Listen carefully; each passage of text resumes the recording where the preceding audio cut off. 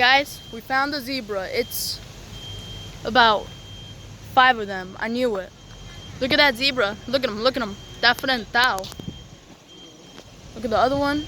So that's 1, 2, 3, 4. So that actually I'm wrong. It's 4.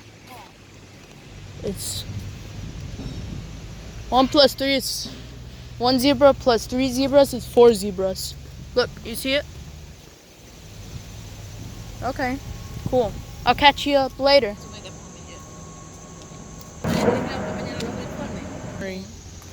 Because the Bronx Zoo, remember we've been here with a lot of families, memories? Those were the good old days, right? I remember. The good old days. You used to take Dad to the playhouse? No. You want to go there? No. No? No. That one you can't run, you can't do anything like those.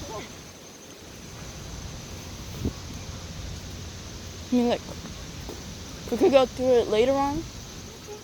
Let's see.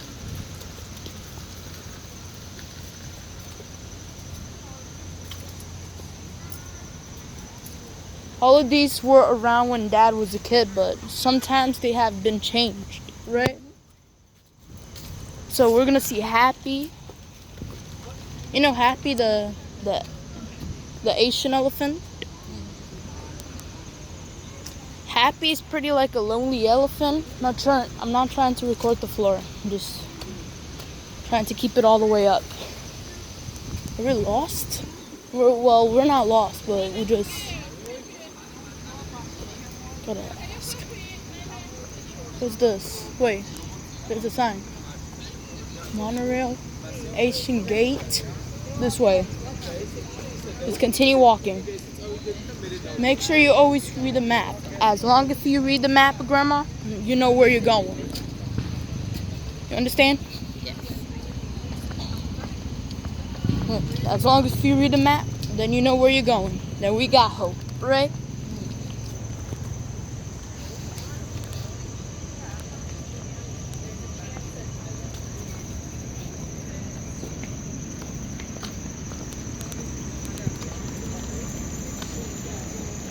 You see? We're here. Yep. We just gotta turn this way. Oh, this is not lovely.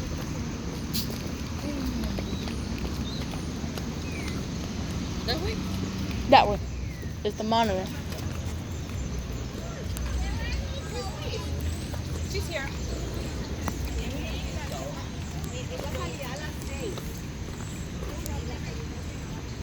So, this is like where you can see the camels, right, Grandma?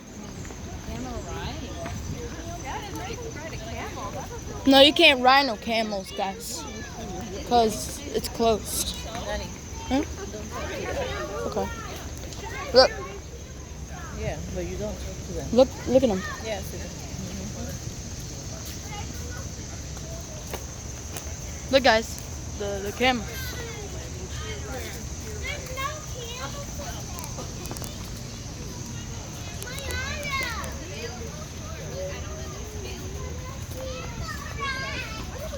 So, monorail's this way, and Jungle World's You don't there. talk to people outside. I know.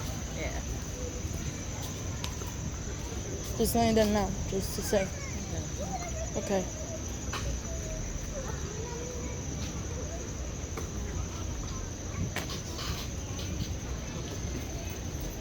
So they used to do the camel ride, but not anymore. Finish with the memorial, we can go and eat something. Okay? Yeah, sure.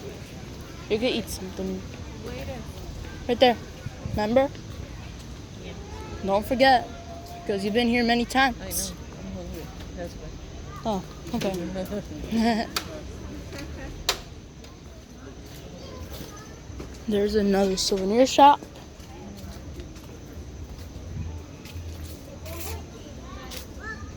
Oh, good. It's maybe not empty. Wait, good. It's not it's not even many people. Just a little bit. I hope. Look, peacocks.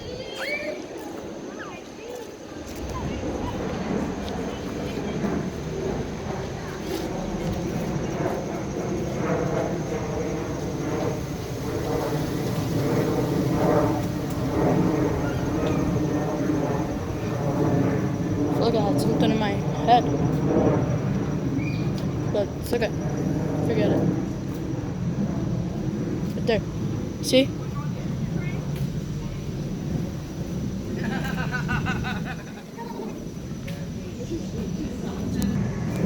Okay, now we're going on the monorail to see the rhinos, the tiger, the elephant, and all that. Right, Grandma? Look. Say hi. Hi. Hi again. Right? It's like heaven. Yeah. Let's go through here.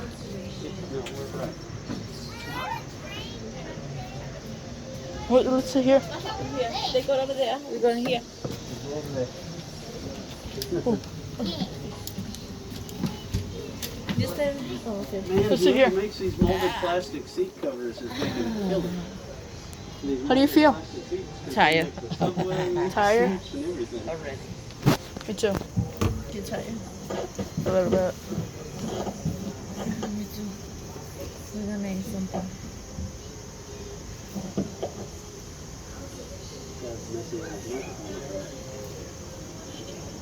No standing, no food, no drinks. You heard that? No standing, no food, and no drinks. And no smoking. And no smoking. You repeating? No, I'm just reading.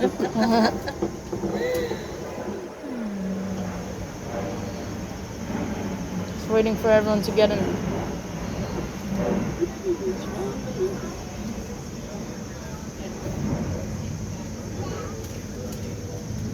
Here could fit for 4 people. 1, 2, 3, 4, 9, 8. Could fit 8 people. So I'll catch you up later, guys. Legs, That moves, hurt. arms, I told you hands, that I was and your screaming in heads the office. inside the train.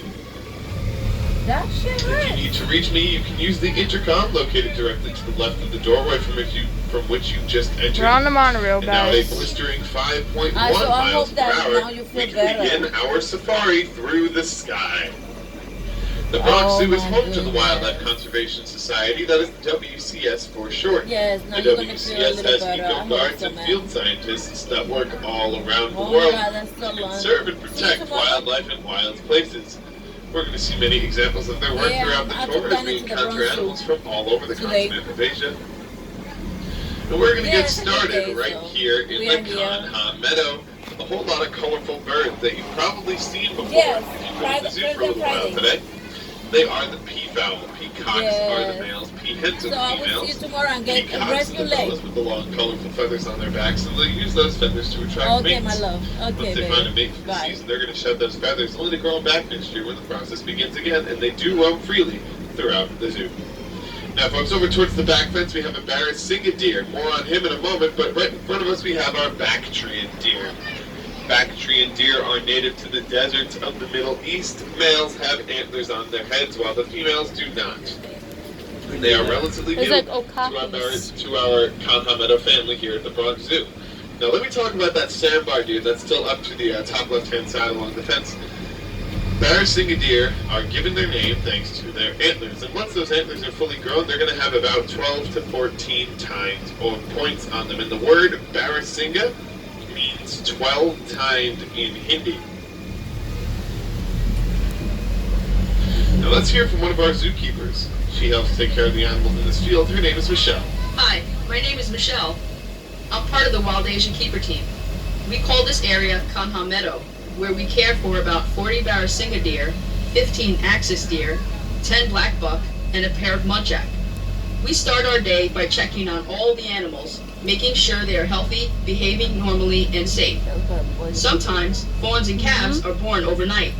Newborns are given a neonatal exam, which includes weighing, vaccination, and tagging for identification purposes. Hi, While the guys. animals You are in the okay? meadow, we prepare their nighttime holding areas so that they have a safe and clean place to spend the night. Alrighty, folks, in this next exhibit, we're going to find our Mongolian wild horses, also known as Przewalski. Watch. I was riding with We're them going to see last them in night. just a minute. Yeah, where they are. Mongolian We're wild horses almost are a there, very so special we're just species gonna of wait horse for and many see. reasons, chief among which being that they were once considered extinct in the wild. When an animal is extinct in the wild, that means they no longer exist in the wild. So for decades, the only place you could find a Mongolian wild horse was in a zoo in either North America or Asia. Maybe they're hiding. That is until the 1960s, which is when all of those zoos came together and they created a plan to help the species survive. Part of that plan was to reintroduce the Mongolian wild horse back into their natural habitat. We've been able to do that successfully so far. Of course, our work is not done yet, folks. We will not rest until the Mongolian wild horse is truly wild once again. And for more information on how we're doing that, let's hear from one of our coordinators out in the field. His name is Jonathan Slatt. Now, as we listen to him, keep looking to your right, because it looks like the horses are all the way over to your right-hand side. Farmer. I'm Jonathan Slatt. yeah. I'm the Russia and Northeast Asia Oh, yeah. coordinator for the Wildlife That's why we didn't Conservation see them. Society. I think Butterfly I put believe them that there. wildlife has a place on this earth. And my job is to find practical solutions that allow people and wildlife to thrive together. Henry Jablonski's horse went extinct in the wild in the 1960s. And on a recent trip to Kazakhstan, I thought about the ongoing and successful efforts in that country to bring these horses back to the Central Asian steppe.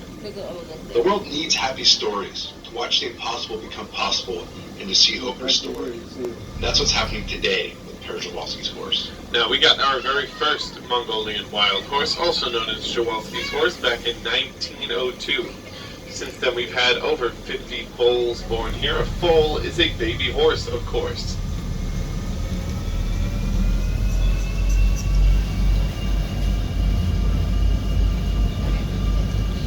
And now, folks, coming up on our right-hand side, we're going to see some of the Gower. The Gower are the world's largest species of wild cattle. Male Gower will grow to a size of 6 feet tall, 10 feet long, and they'll weigh about 2,000 pounds. And they've got those big old horns on their head that they can use to defend themselves from all kinds of predators, including tigers. Now, we Those are are very lucky to have these Gower Mongolian folks. We are one of 4 zoos in America to have. I'm Jonathan Slatt. WCS works with many species of tigers in the wild and at the zoo. Here is a note from one of our Oh my field God. scientists about his experience working with rangers to protect I see tigers him. You in guys see him in the Indonesia. back? Hi, my name is Faru Alama. I'm helping the rangers of the national park in doing their forest patrol. There was a time when we found some tigers' footprints in the jungle. But then we also found that some snares are installed inside the forest, which become threats to the animal. We dismantle the snares to make sure that the tiger are safe. You can learn more about tiger conservation, and you can see more tigers over at Tiger Mountain right here at the Bronx Zoo. Now, in this field in front of us, we're going to see some barracinged deer and some axis deer. This is the very first meadow we encountered on the tour, folks. This is the Townhall Meadow, just the other side of it. Barracinged deer are going to be all the way on the left, and a little bit to the right we have the axis deer as well. We already know about the barracinged deer, so let's talk about the axis deer. We have had axis deer here at the Bronx Zoo since 1899, folks. 1889? That's the year we opened. And axis deer have white spots on their coat that they keep for their entire lives. 1899. Whereas 1889? I most don't know. deer will either shed their spots completely by the time they reach their adulthood, or their spots will lose prominence depending on the season.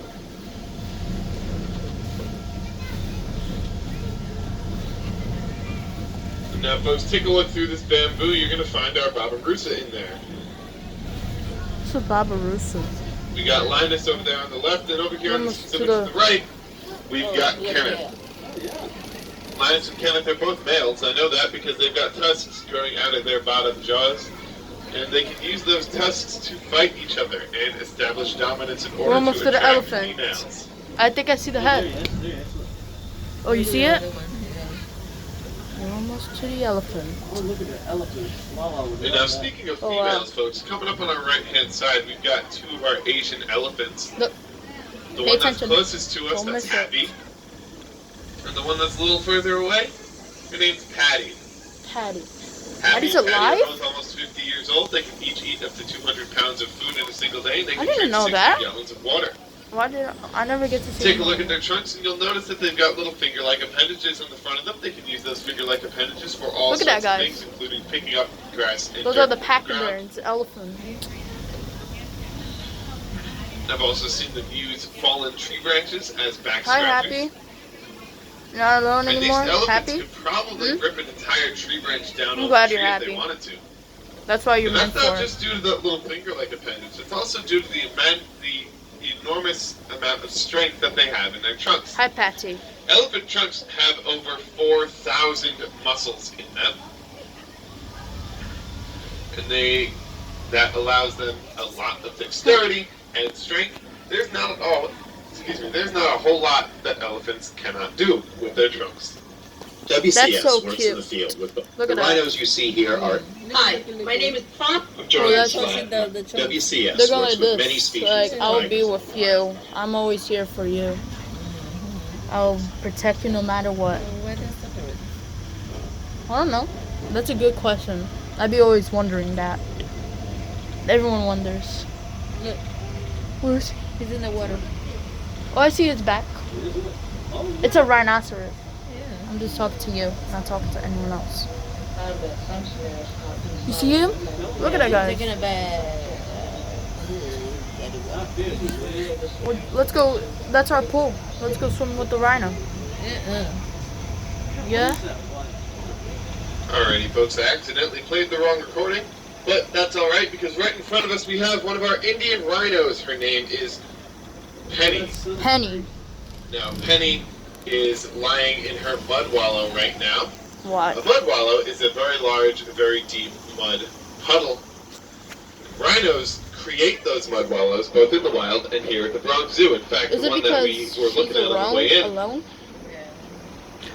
that one was created Feel by bad the for Indian him. rhinos that live in this What about you? exhibit. You feel bad? And they create those for a very important reason, and that reason has to do with their skin.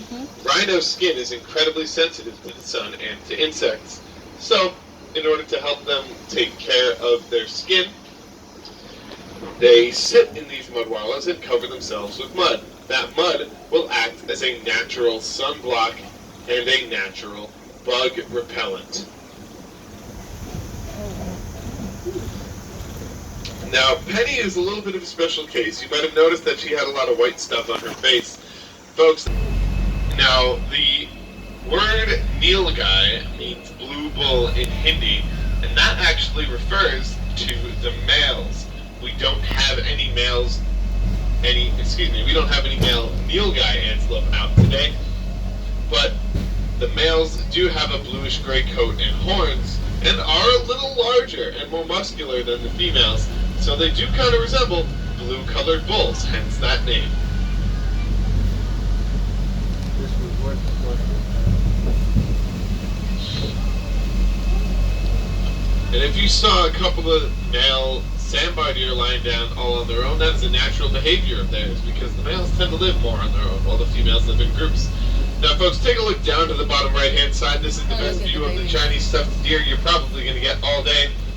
The Chinese tufted deer are that small, folks. They only grow to be about 40 pounds, and they have a chocolatey brown coat that allows them to camouflage or hide very well, especially on the outside edges of their exhibit. They're not hiding right now, though. They are very active today, although there is one sitting over towards the back fence. If you take a look all the way towards that back fence, follow it over to the right, you'll find two of them there, actually. Oh, yeah. And since today is Lay down. noticeably cooler than it has been, they are going to be much more active. The Chinese tufted deer really do prefer cooler weather. And now, folks, we are crossing over the mighty Bronx River, much like the Parkway that bears its name. The Bronx River is a highway for all kinds of animals, including many species of birds, fish, ducks, and turtles. If you'd like to learn more about the animals that reside in the Bronx River, you can do that over by the American bison. We have a walk-through exhibit there. It's nice and shady. It's a cool place to go. It looks Right like we're after flying out seeing to the Jamaica. bison, you can learn more about the Here, this is animals like that where you make go up to our Bronx River. JetBlue, Oh, yeah. passing. Now, folks, if you would like to see a goat lying down on top of a rock, all you got to do is look to your look at right-hand that. side.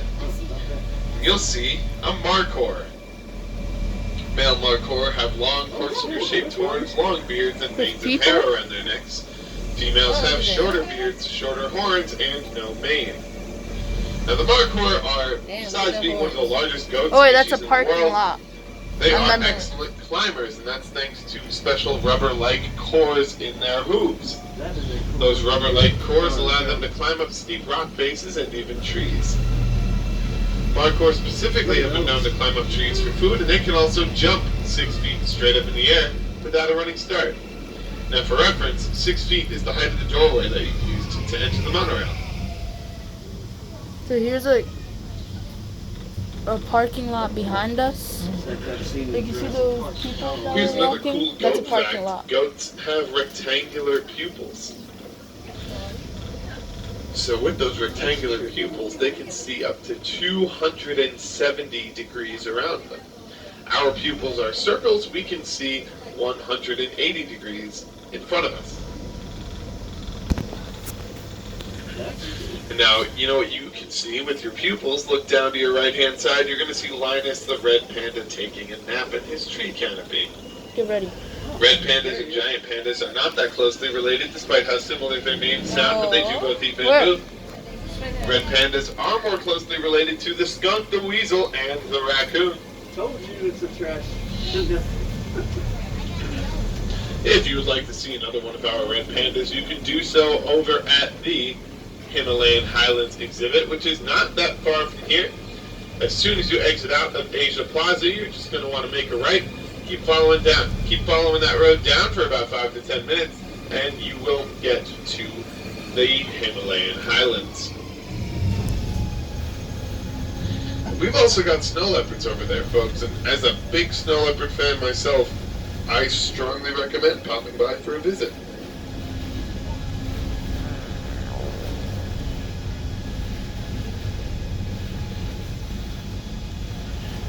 So Now, that's folks, the end in of my just video, a moment, guys. we are going to So come to a like and temporary subscribe. stop. Bye. It's not going to be our final stop, but we will be stopping for about 10 seconds. Bye, guys.